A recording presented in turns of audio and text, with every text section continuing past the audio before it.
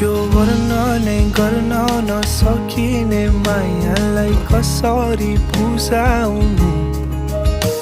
यति बुझिदिनु मेरो लागि तिमी र तिम्रो लागि म छु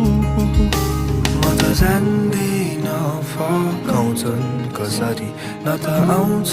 करुणा चित्र